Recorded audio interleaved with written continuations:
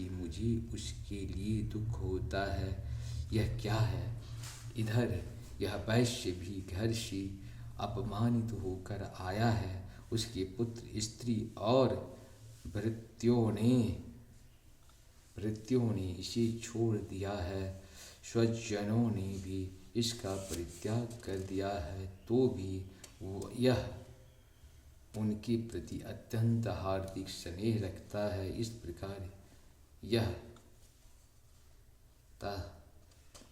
प्रकार यह तथा मैं दोनों ही बहुत दुखी हूँ। जिसमें प्रत्यक्ष दोष देखा गया है, उस विषय के लिए भी हमारे मन में ममता जनित आकर्षण पैदा हो रहा है। महाभाग, हम दोनों समझदार हैं, तो भी हम में जो मोह पैदा हुआ है, यह क्या है? विवेक शून्य पुरुषों की भांति मुझ में और इसमें भी यह मूढ़ता प्रत्यक्ष दिखाई देती है। ऋषि बोले, महाभाग, विषय मार्ग का ज्ञान सब जीवों को है। इसी प्रकार विषय भी सबके लिए अलग अलग है। कुछ प्राणी दिन में नहीं देखते और दूसरे रात में नहीं देखते, तथा कुछ जीव ऐसे हैं जो दिन और रात में भी बराबर ही देखते हैं। यह ठीक है कि मनुष्य समझदार होते हैं, किंतु केवल वे ही ऐसे नहीं होते। पशु, पक्षी और मृग आदि सभी प्राणी समझदार होते हैं। मनुष्यों की समझ भी वैसा ही होती है जैसी उन मृग और पक्षियों की होती है, तथा जैसी मनुष्यों की होती है वैसा ही उन मृग, पक्षी आदि की होती है। यह तथा अन्य बात भी प्रायः दोनों में समान ही है।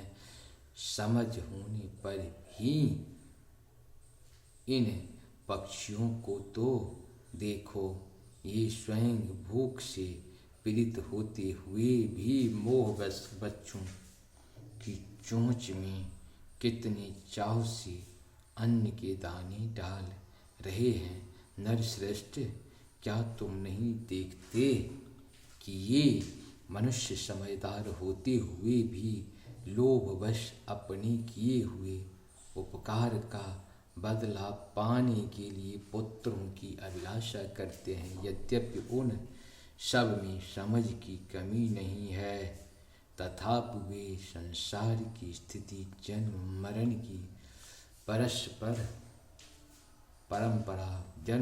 की परंपरा बनाए रखने वाले भगवती महामाया के प्रभाव द्वारा ममतामय भंवर से युक्त मोह के गहरे गर्त में गिराए गए हैं। इसीलिए इसमें आश्चर्य नहीं करनी चाहिए। जगदीश्वर भगवान विष्णु की योग निद्रा रूपा जो भगवती महामाया है, उन्हीं से यह जगत मोहित हो रहा है। वे भगवती महामाया देवी ज्ञानियों के भी चिंतकों को बलपूर्वक खींचकर मोह में डाल देती हैं।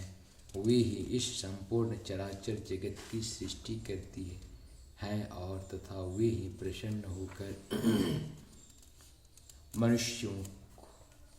मनुष्यों को मुक्ति के लिए वरदान देती हैं। वे ही परा विद्या, संसार बंधन और मोक्ष की हेतुभूता सनातनी देवी तथा संपूर्ण ईश्वरों को भी अधीश्वर है। राजा ने पूछा, भगवान, जिन्हें आप महामाया कहते हैं, वे देवी कौन हैं? ब्राह्मण, उनका आविर्भाव कैसे हुआ तथा उनके चरित्र कौन कौन हैं? ब्रह्मवेताओं में श्रेष्ठ महर्षि उन देवी का जैसा प्रभाव हो, जैसा प्रभाव हो, जैसा स्वरूप हो और जिस प्रकार प्रादुर्भाव हुआ हो, वह सब मैं आपके मुख से सुनना चाहता हूँ। ऋषि बोले, राजन, वास्तव में तो वे देवी नित्य स्वरूपा ही है। संपूर्ण जगत उन्हीं का रूप है तथा उन्होंने समस्त विश्व को व्याप्त कर रखा है, तथापि उनका प्रागट्य अनेक प्रकार से होता है। वह मुझसे सुनो। यद्यपि वे नित्य और अजन्मा हैं, तथापि जब देवताओं का कार्य सिद्ध करने के लिए प्रकट होती हैं, उस समय लोक में उत्पन्न हुए कहलाती हैं। कल्प के अंत में जब संपूर्ण जगत एकार में निमग्न हो रहा था और सबकी प्रभु भगवान विष्णु शेषनाग की शैया बिछाकर योग निद्रा का आश्रय ले सो रहे थे, उस समय उनके कानों के मैल से दो भयंकर असुर उत्पन्न हुए, जो मधु और कैटभ के नाम से विख्यात थे। वे दोनों ब्रह्मा जी का वध करने को तैयार हो गए। भगवान विष्णु के नाभि कमल में विराजमान प्रजापति ब्रह्मा जी ने जब उन दोनों भयानक असुरों को अपने पास आया और भगवान को सोया हुआ देखा, तब एकाग्रचित्त होकर उन्होंने भगवान विष्णु को जगाने के लिए उनके नेत्रों में निवास करने वाली योग निद्रा का स्तवन आरंभ किया, जो इस विश्व की अधीश्वरी, जगत को धारण करने वाली, संसार का पालन और संहार करने वाली तथा तेज स्वरूप भगवान विष्णु की अनुपम शक्ति है। उन्हीं भगवती निद्रा देवी की भगवान ब्रह्मा स्तुति करने लगे। ब्रह्मा जी ने कहा, देवी, तुम ही स्वाहा, तुम ही स्वाधा और तुम ही वष्टकार हो। स्वर भी तुम्हारी ही स्वर रूप है। तुम ही जीवनदायिनी सुधा हो। नित्य अक्षर प्रणव में आकार, उकार और मकार, आकार, उकार, मकार, इन तीनों मात्राओं के रूप में तुम ही स्थित हो तथा इन तीन मात्राओं के अतिरिक्त जो बिंदु रूपा नित्य अर्ध मात्रा है, जिसका विशेष रूप से उच्चारण नहीं किया जा सकता, वह भी तुम ही हो। देवी, तुम ही संध्या, सावित्री तथा परम जननी हो। देवी, तुम ही इस विश्व ब्रह्मांड को धारण करती हो। तुमसे ही इस जगत की सृष्टि होती है, तुम ही से इसका पालन होता है और सदा तुम ही कल्प के अंत में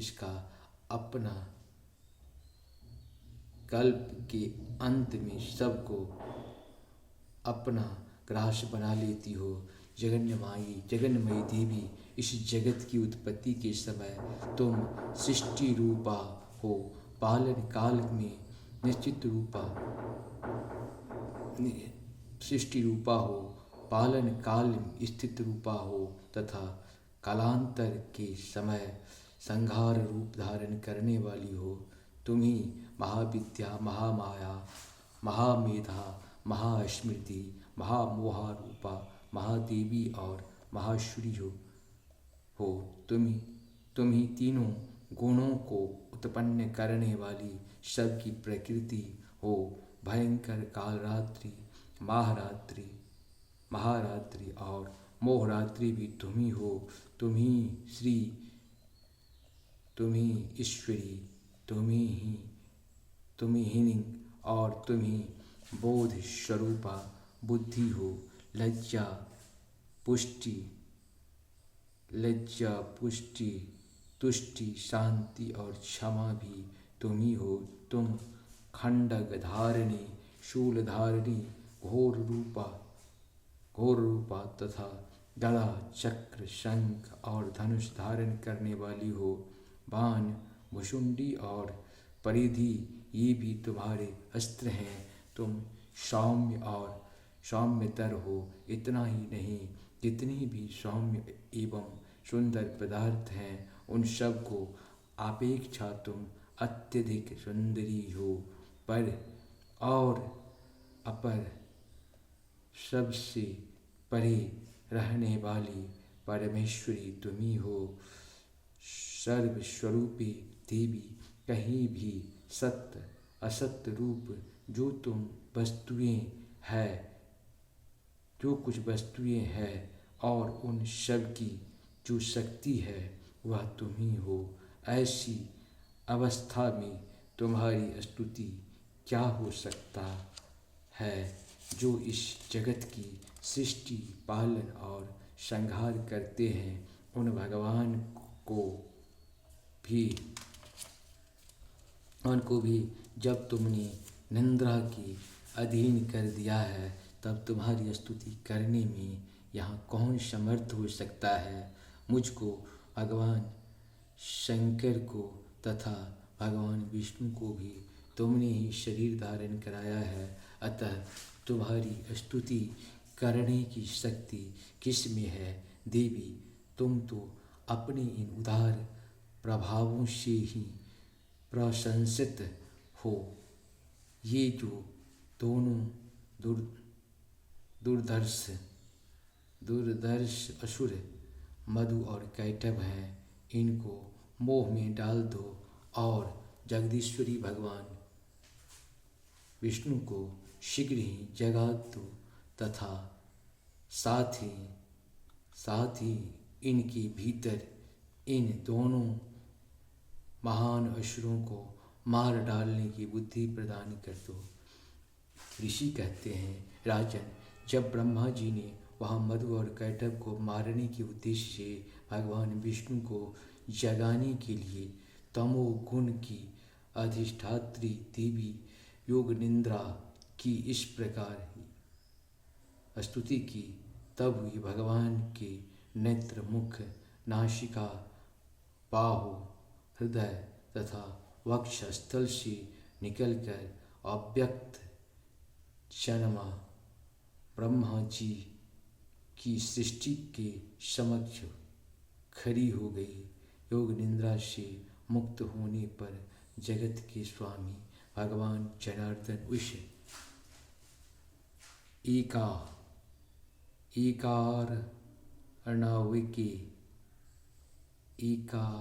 एकार नव के जल में शेषनाग की सैया से जाग उठे।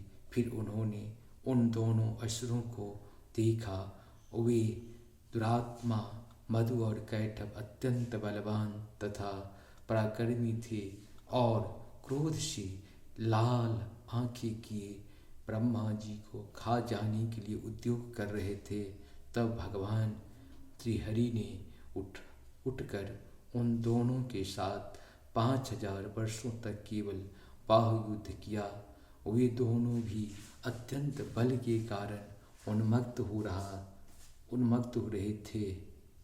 इधर महामाया ने भी उन्हें मोह में डाल रखा था। इसीलिए वे भगवान विष्णु से कहने लगे, हम तुम्हारे वीरता से संतुष्ट हैं, तुम हम लोगों से कोई वर मांगो।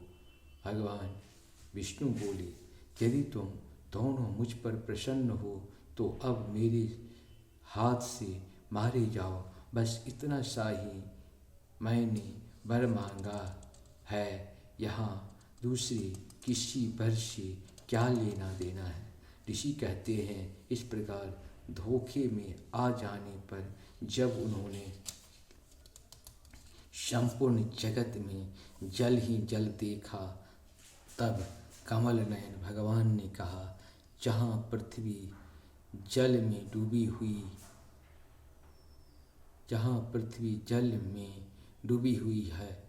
हुई न हो, वहाँ सूखा स्थान हो, वहीं हमारा वध करो।